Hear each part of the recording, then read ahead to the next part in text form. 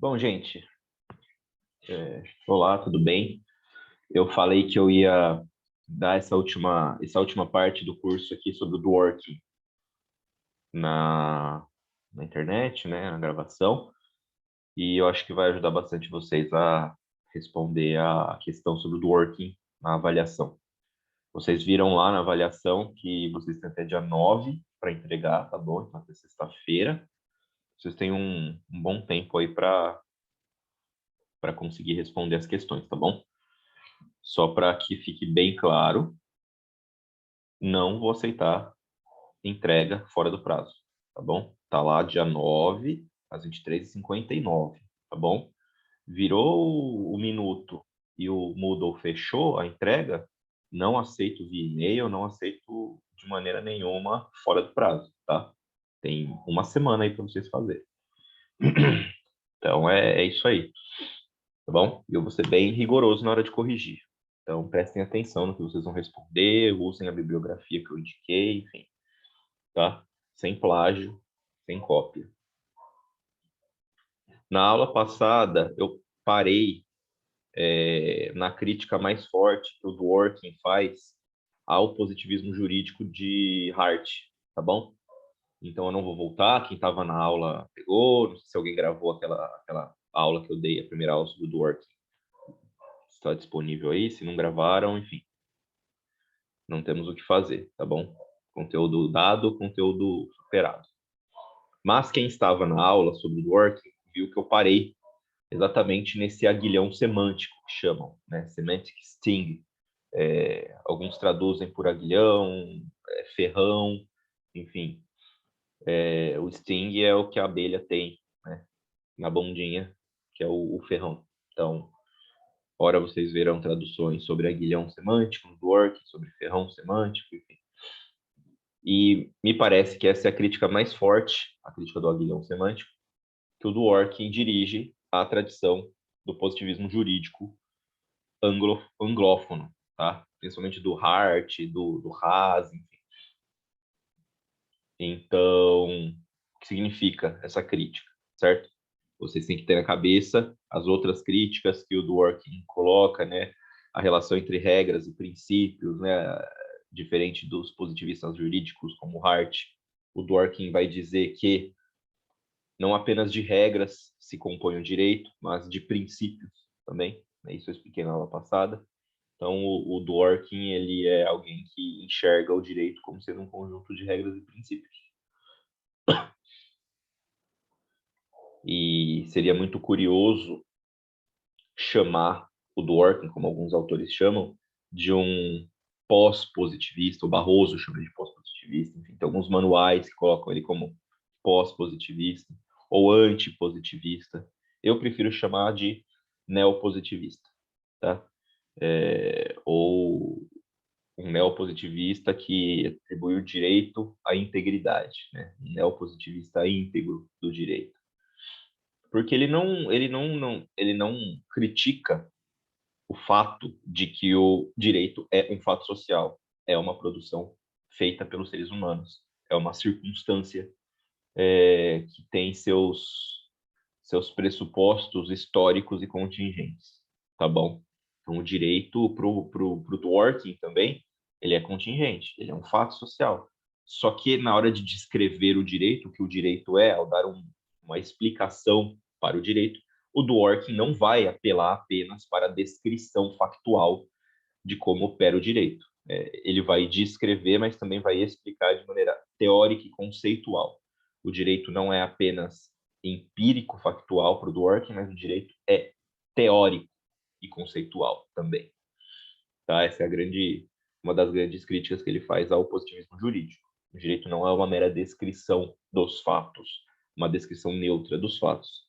Portanto, na hora de produzir decisão jurídica, os oficiais do direito, eles não vão apenas olhar dedutivamente para as regras e aplicá-la aos casos de maneira neutra.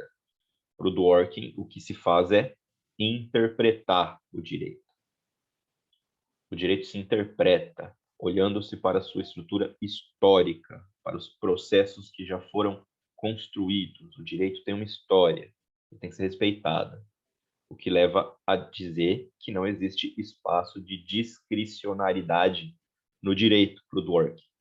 Não há produção do direito por meio dos oficiais do direito. O juiz não produz direito quando opera em uma lacuna, que talvez não exista uma regra para um caso específico.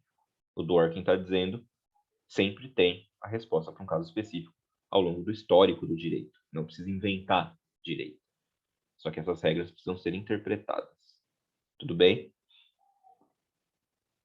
O que significa a crítica do aguilhão semântico aqui? Portanto, o Dworkin vai dizer que o positivismo ele não pode ser uma teoria plausível do desacordo teórico no direito, porque se os positivistas estão preocupados em definir o direito apenas como sendo um fato social, ou seja, ele lida com fatos, só há fatos no direito.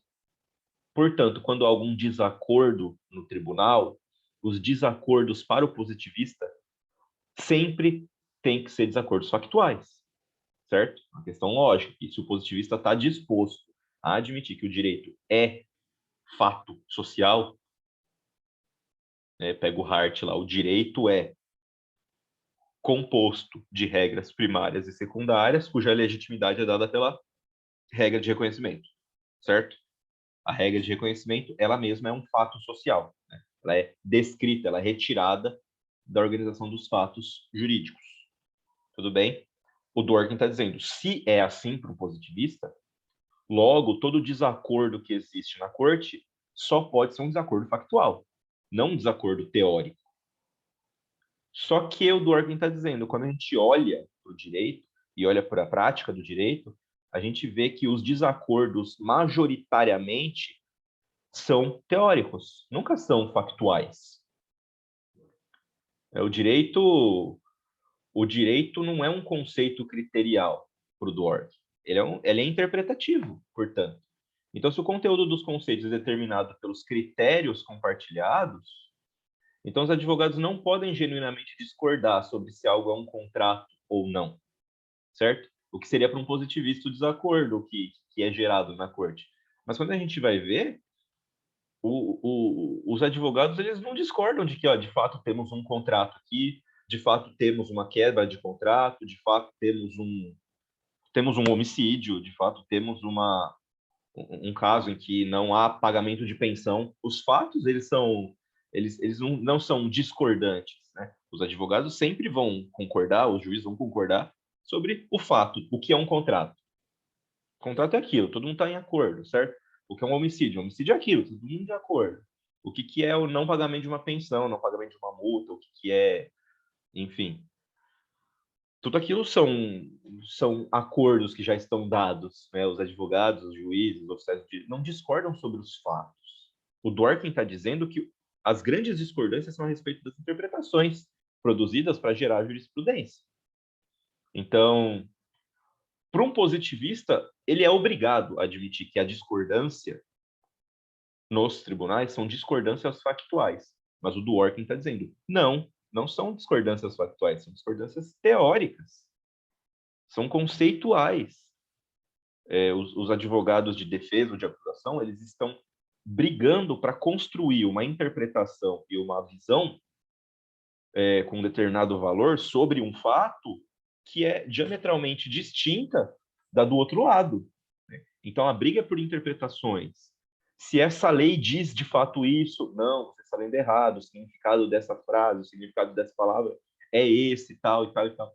Então, assim, os critérios que o Dworkin está dizendo para produção de desacordos na corte são desacordos teóricos, não factuais. Ninguém discorda sobre os fatos, mas sobre as interpretações dadas sobre os fatos e quais regras são interpretadas para poder dar uma luz racional para aqueles fatos serem julgados ou não.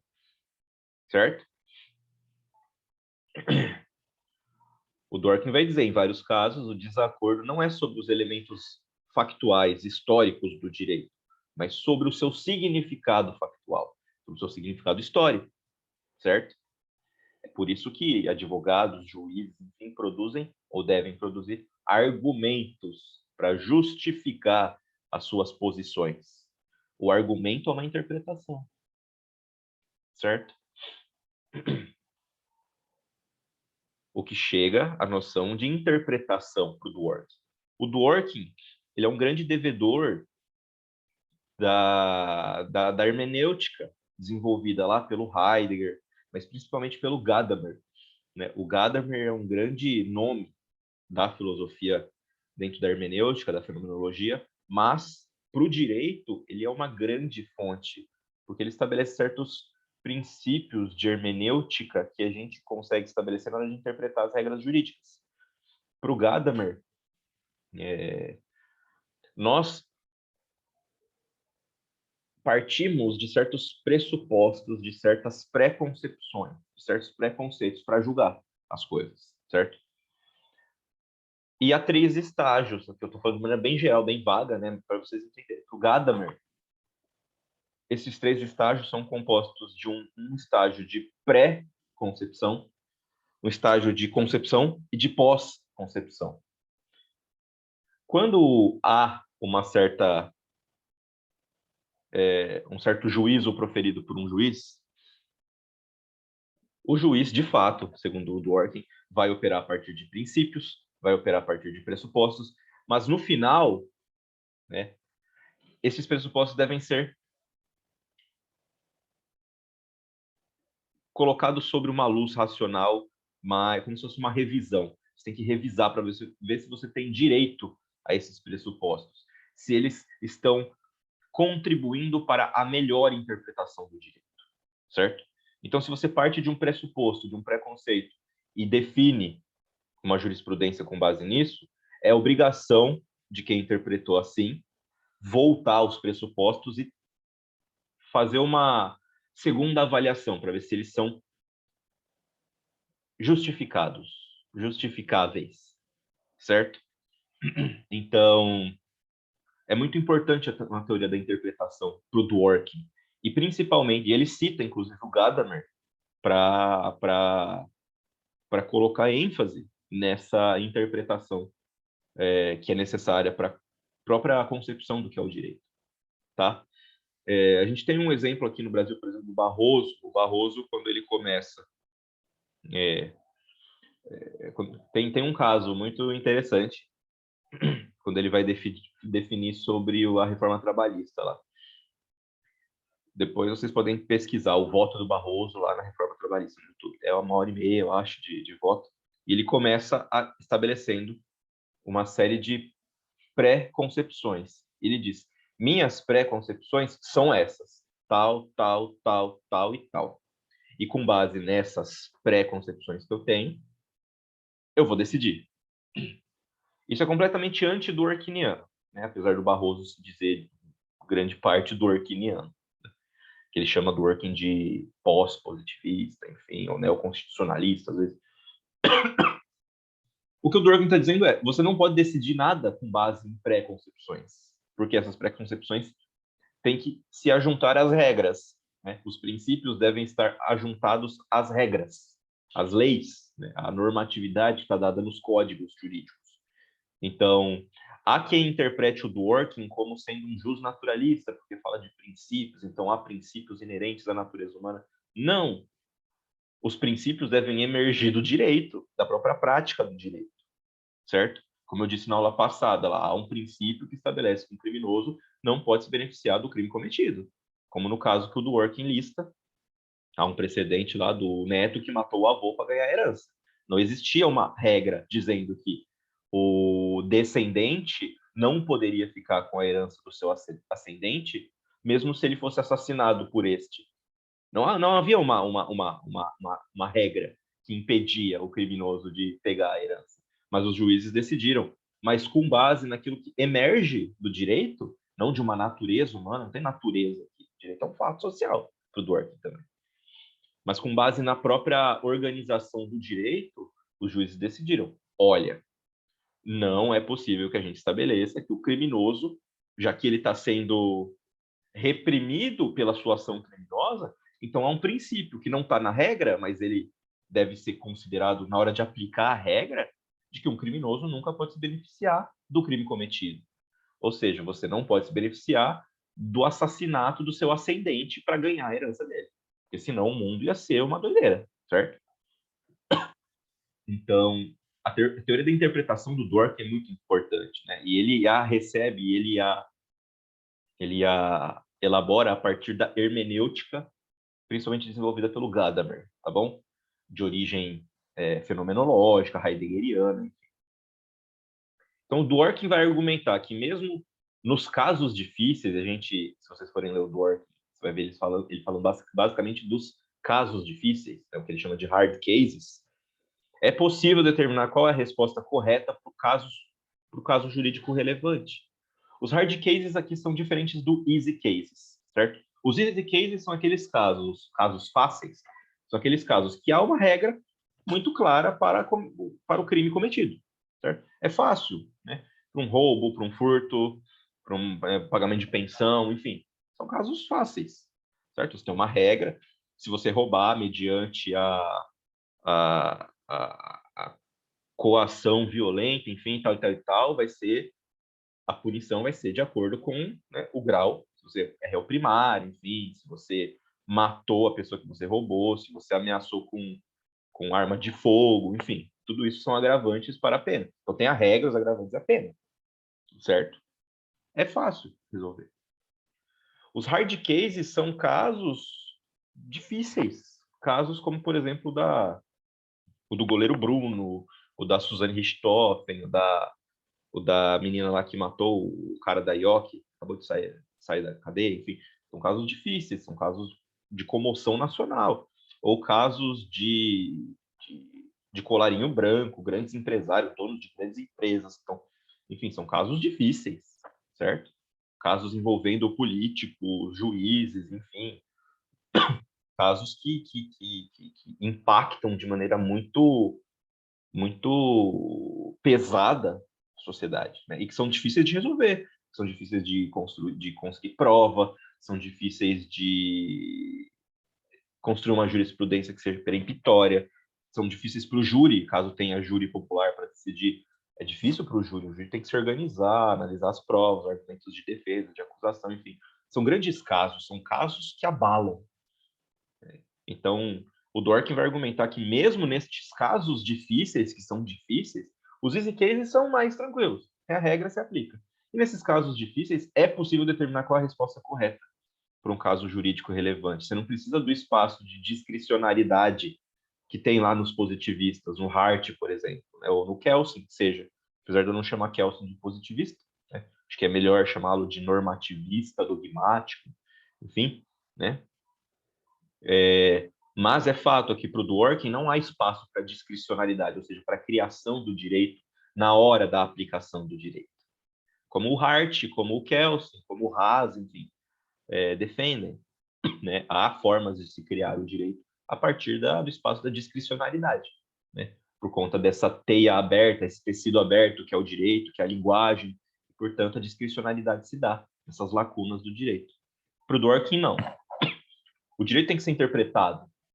Os códigos estão lá, os precedentes estão lá. Como um bom membro da tradição do direito comum, do common law, o Dworkin sempre diz é necessário a gente investigar os precedentes, os casos na história do direito e ver como é que as decisões foram criadas, como elas foram justificadas a partir da lei, para que a gente tenha um histórico aí de decisões que a gente possa se basear. Então é necessário olhar para trás, né? É necessário olhar para o direito, para a história do direito, para a construção feita pelo direito. Não operar em espaços de lacuna. Sempre tem uma resposta certa para o Duarte. Então, nesses casos, determinar qual é a resposta correta implica em se engajar em uma interpretação que é construtiva, o que significa compreender que a prática em questão possui um valor e um propósito específico. Então, toda prática jurídica, toda produção de jurisprudência, todo caso que foi definido, decidido e ficou aí guardado na história do direito, estes casos, né, e as regras que mobilizaram a jurisprudência nesses casos, elas têm um valor e têm um propósito para serem criadas, serem aplicadas. É necessário, na hora de produzir a jurisprudência, olhar para o valor e para o propósito específico das regras e das decisões tomadas. O Dworkin dá o exemplo da cortesia, né? A cortesia requer que os camponeses tirem seus chapéus para a nobreza. Para eu entender por que um camponês vai sofrer uma sanção porque não tirou o chapéu para a nobreza, para eu entender por que essa regra é aplicada, eu preciso saber por que ela foi criada, qual é o propósito dessa regra na hora de organizar os conflitos inerentes à sociedade aqui no século XVIII, XIX, né? Ou seja lá de qual época ele está tirando esse exemplo, não lembro, tá? Talvez 17, né? Século 17, porque no século 18 já havia as revoluções burguesas e não tinha mais tantos nobres e camponeses, mas enfim, ainda existia. Mas existia a prática da cortesia, né? Tinha uma regra lá, os camponeses devem tirar seus chapéus. Por quê? Qual que é o valor dessa regra? Qual que é o propósito específico dessa regra? Tá? Na hora de conferir jurisprudência a um caso, é necessário saber qual que é o propósito e o valor de uma prática. Ou seja, o Dworkin vai dizer que o direito é uma forma de interpretação criativa. É como se fosse artístico o discurso jurídico. Por quê? Porque dizer que é um tipo de interpretação criativa significa dizer que, diferente dos positivistas, para quem o direito é uma interpretação científica e convencional, ou seja, você tem a regra e você vai deduzindo as outras regras de outras regras. Constituição Federal, lá, as normas infraconstitucionais, enfim. Isso é tudo dedutivo, é objetivo, é lógico. Você tem uma regra que se aplica, e você vai aplicando e vai determinando que outras regras têm seus valores e outras decisões têm seus valores a partir de uma organização hierárquica das regras. É uma dedução. Vocês lembram da dedução que eu falei? Em lógica, né? Dedução é uma derivação, é um raciocínio que deriva necessariamente uma conclusão, dados os pressupostos que foram estabelecidos antes. Certo? Para o Dworkin não é assim que se produz uma decisão jurídica, porque é necessário interpretar criativamente o direito, certo? Mas interpretar o direito, a partir do direito, e não criar jurisprudência a partir de lacunas, de um espaço discricionário, que o Dworkin vai dizer, não existe. Tá? Essa resposta correta dada para os casos, inclusive para os casos difíceis, depende de uma interpretação dos princípios. De novo, que os princípios que busca ler a prática jurídica, e aqui nas palavras do próprio Dworkin, na sua melhor luz, do ponto de vista moral. Certo? A sua melhor luz. O direito tem que ser colocado na sua ou sob a sua melhor luz. Você tem que dar a melhor interpretação possível, e aqui é do ponto de vista moral, porque a gente já sabe, para o Dworkin, o direito ele é moral, não tem separação entre direito e moral aqui, porque o direito é uma prática, inclusive, moralizante. Não vou retomar isso, eu já falei na aula passada, mas interpretar o direito a partir da sua melhor luz significa interpretá-lo a partir da sua melhor luz moral. O direito que abrace, que abarque de maneira justa os casos, né? Da melhor forma que esse caso possa, da forma mais generosa. A lei tem que abarcar da maneira mais generosa os casos, certo? Pego aqui uma citação do Macedo, acho que é interessante. Queremos tratar a nós mesmos como uma comunidade de princípios, como uma comunidade governada por uma única e coerente visão de justiça, equidade e devido processo legal e uma correta relação. O que significa isso? Significa a integridade do Dworkin. O direito é integridade porque é necessário que o direito seja visto à luz de uma certa relação necessária que os cidadãos têm com todos dentro de uma mesma comunidade. Então, assim, o direito tem que ser lido a partir de uma forma moralmente engajada nessa necessária condição cidadã que nós temos, de civilidade. Nós devemos coisas aos nossos vizinhos, né? Nós devemos observar certos princípios que estamos todos engajados em obedecer para manter a comunidade funcionando, certo? Então, princípios aqui como justiça e equidade, devido ao processo legal, todos devem ser levados na mesma consideração para todo mundo que está dentro desta comunidade. Não importa se é rico, pobre, negro, branco, homem ou mulher, certo? O direito lido à sua melhor luz tem que estar engajado na hora de ser interpretado e aplicado dentro dessa correlação necessária entre todos os envolvidos na prática jurídica, inclusive os cidadãos, não só os oficiais do direito. Então, essa é a proposta do Dworkin, né? O direito tem que ser lido a partir da sua melhor luz. Tudo bem? Levando em consideração princípios. E esses princípios são derivados da própria comunidade, certo? Não de uma natureza humana, abstrata, metafísica. Não, não. Do próprio processo da comunidade jurídica emergem esses princípios. Essa é a integridade.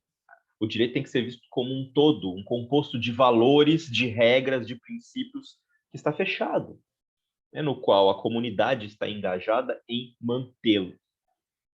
Por isso que o Dworkin é um proponente do direito enquanto integridade. Ele é integral, ele tem que ser visto de maneira completa, a partir dos valores, do mérito do direito, do fato do direito, enfim. Esses elementos não se excluem. E a integridade exige coerência com a história da prática institucional e uma consistência com os direitos estabelecidos lá nas regras que a gente segue como sendo jurídicas. O que significa integridade como coerência com a história da prática constitucional? É necessário não operar em lacunas. Não tem lacuna, o Dworkin vai falar. Dizer que tem lacuna é uma mentira. O que há é uma necessidade da gente, caso não tenha facilmente uma regra aplicável a um caso, eu tenho que olhar para a história do direito. Eu não tenho que produzir direito novo. Eu tenho que ir atrás de precedente, ir atrás de exemplo, ir atrás de interpretações dadas historicamente sobre a aplicação de regras. O exemplo que eu dei aqui, quando eu falei do Hart, do princípio das lacunas do direito, né, do espaço discricionário.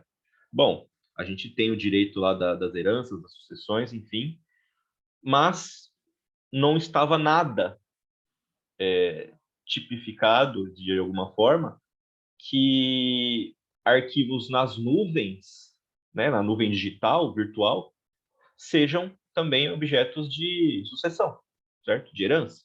Por quê? Porque lá estava no direito das sucessões que você só herda aquilo que tem valor material, certo? Dinheiro, bens, imóveis, enfim.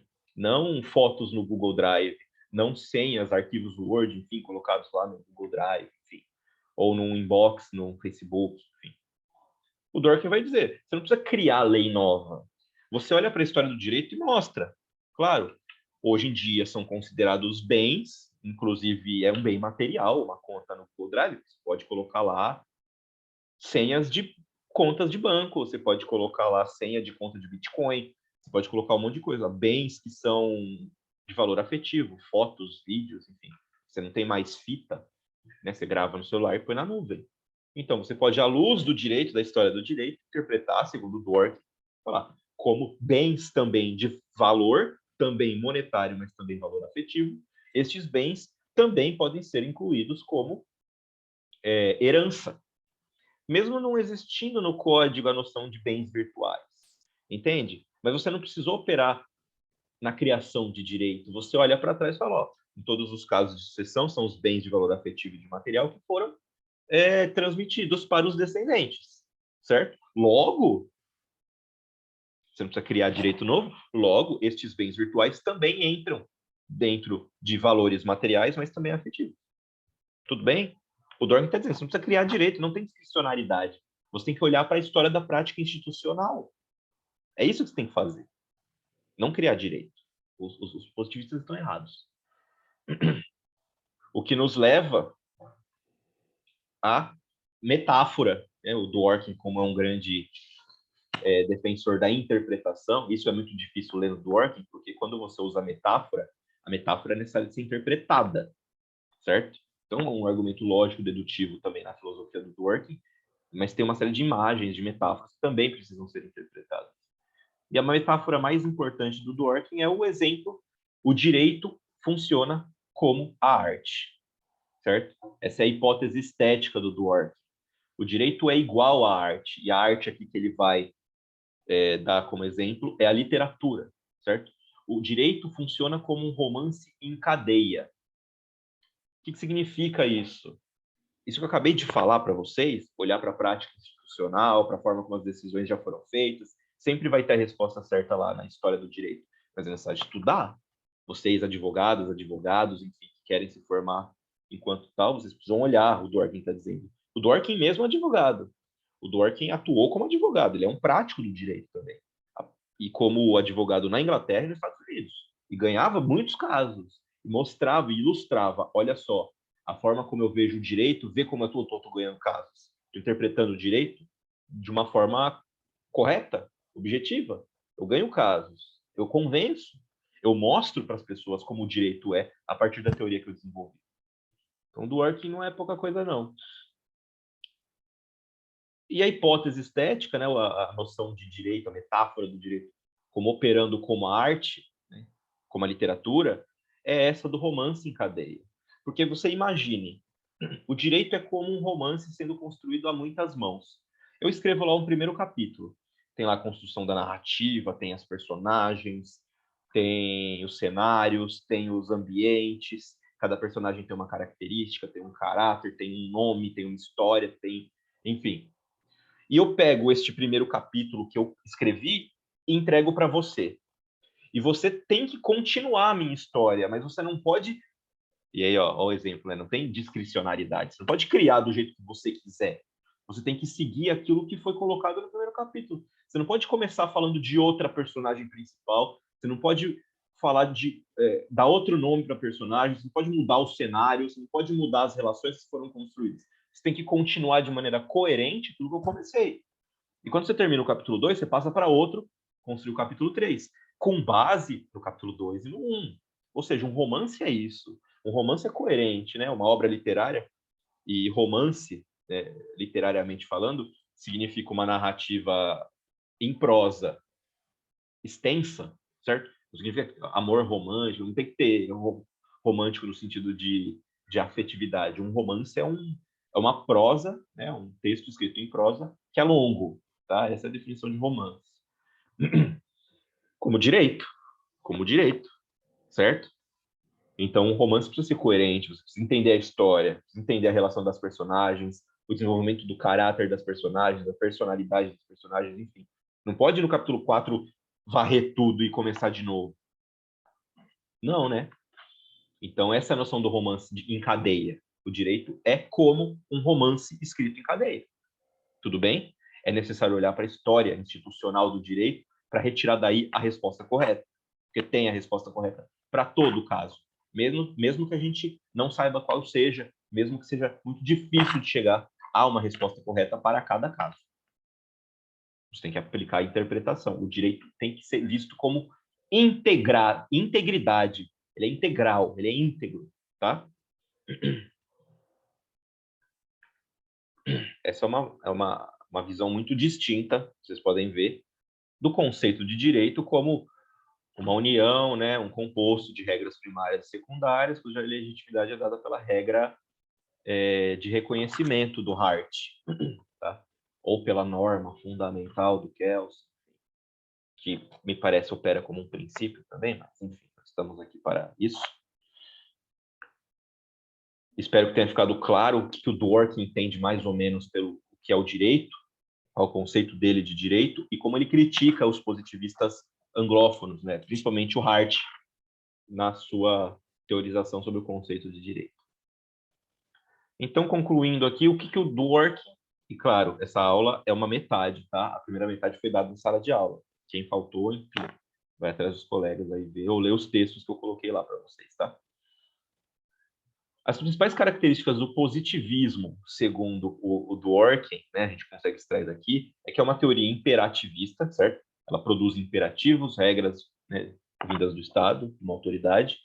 Ele é monista porque leva em consideração os valores nas suas especificidades, as regras nas suas especificidades. É um redutivista porque reduz o direito apenas a regras como fatos, né, oriundas de fatos sociais, e é explanatório causal, porque esse conceito de direito explica o direito a partir de causa e efeito, certo? Bom, tenho regras e eu aplico elas para resolver casos. Eu tenho casos, eu aplico regras, e caso não haja regras, eu opero pela discricionalidade, certo? Você tem uma visão dedutiva do direito, lógica do direito, objetiva do direito, não interpretativa do direito, certo? E as características do interpretativismo, do Dworkin, é uma teoria também imperativista, tá? São comandos dados, mas ela é holista, certo?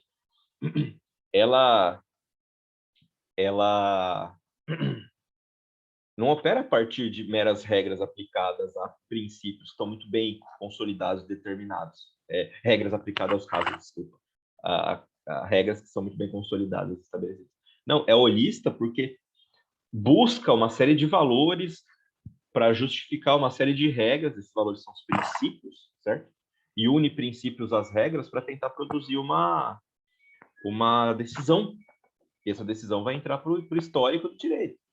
Então, é holista diferente de monista, certo? Dos positivistas. Ela é não redutivista porque não reduz o direito a uma mera relação entre fatos, tá? E é explanatório não causal porque explica o direito não a partir de uma relação de causa e efeito dedutiva, mas explica o direito a partir de uma série de fatores. Ela é multifatorial, o direito é multifatorial. Certo? Bom, eu acho que para responder as questões da prova tá de bom tamanho, tá?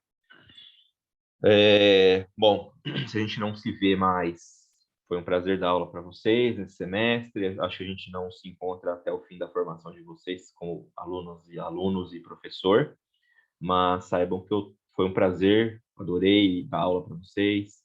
Desculpem qualquer coisa. Vocês têm meu e-mail. Se vocês precisarem entrar em contato comigo, vocês podem se comunicar quando precisarem, tá bom?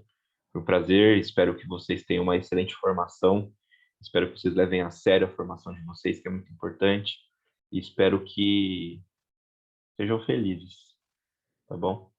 De tudo isso que a gente aprende e tal, a lição mais importante é sejam felizes, tá bom? Façam aquilo que melhor promove a felicidade, tá bom? Então, um abraço, um beijo em todas e todos e qualquer coisa estamos por aí.